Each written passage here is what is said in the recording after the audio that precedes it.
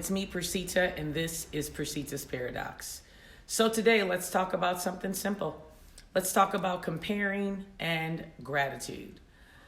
Funny dynamic to put the two together because the average would think, well, what does one have to do with the other? I mean, if you're comparing, you're completely in a position of obviously understanding that you want to be better or do better. And isn't competition a good thing? I mean, if we're actually looking at someone as a mentor to compare ourselves to them, wouldn't that be great?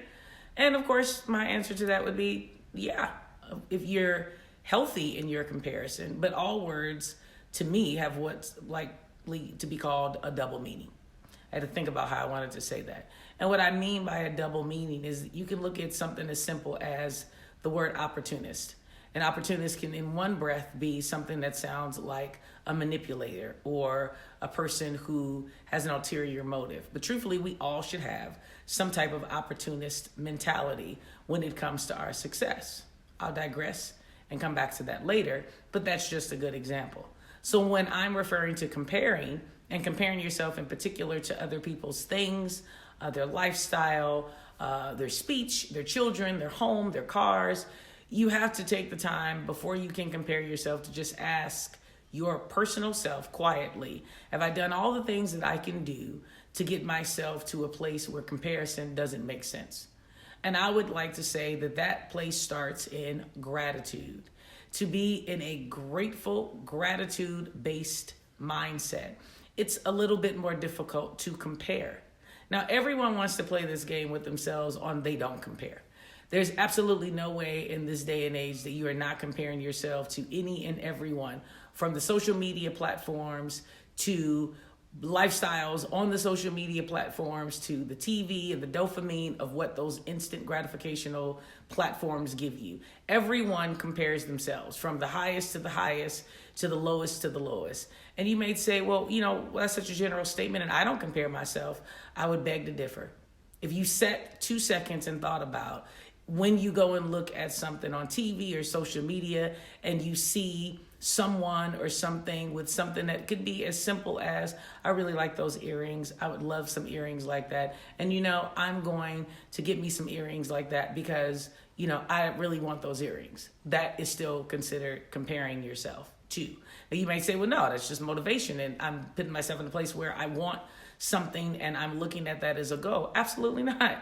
Because I'm sure you have a pair of earrings upstairs in your house somewhere that you can absolutely be grateful for and not even put yourself in a position of caring about a new pair of earrings.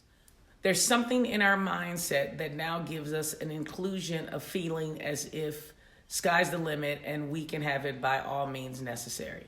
We all have habits of some sort. Some people like to travel. Some people like to shop. Some people like to cook.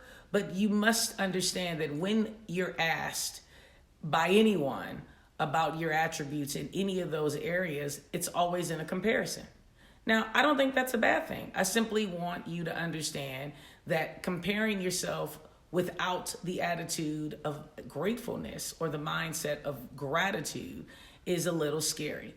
Because there's nothing wrong with wanting more, but you have to stop and be able to see physically, emotionally, spiritually where you are.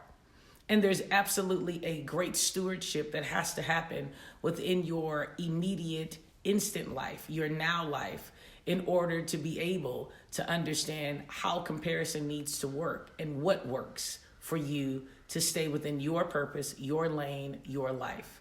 Now, that may sound a little over the top for some, and some people might actually catch what I'm saying off the cuff and go, yeah, Persita, I get it. I challenge you today to just think about what I said. Who are you comparing yourself to? Who are you focusing on chasing so that you know that once you get to that level, you would then be great? Now, again, I think it is very complicated for people to look at themselves in the mirror and be honest. Because everyone wants to act like I have no competition. It's all me. I'm great. I feel this way. Absolutely impossible. Impossible. There's no one on any level that feels like that across the board all the time. We have pockets of that, but then there's absolute pockets where we fall into depression and we fall into indifferences because you are in a space of feeling and wanting to be better, and you'll see something or be around something and you want to compare yourself to that. And that is why you fall into the depression.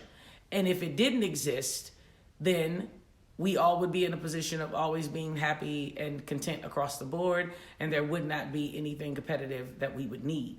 But do understand that competition is a level of communication that we all have. It's interpersonal skills.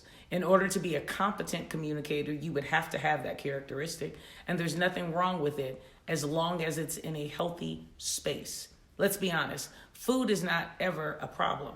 The only time it's a problem is when it's taken into an excessive space. And that's the same way I feel about comparing. You cannot do it in an excessive glutton-based space. It must be maintained and balanced so that you can use it as a tool and not as a crutch. So today, let's just think about just that part.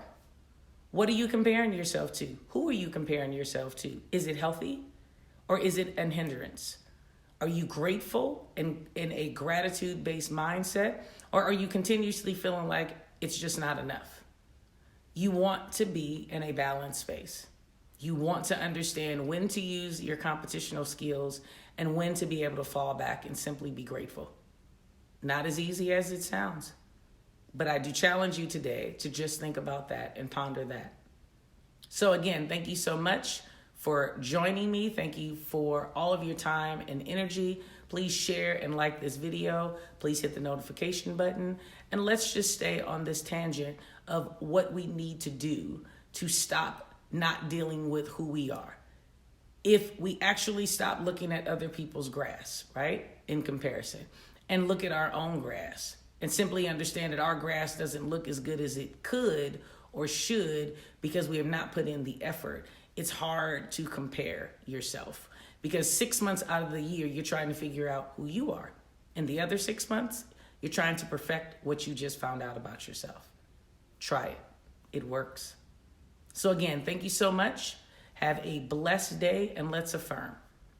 Whatever you need, you already have. There's absolutely no need to compare. Thank you again. Have a blessed day.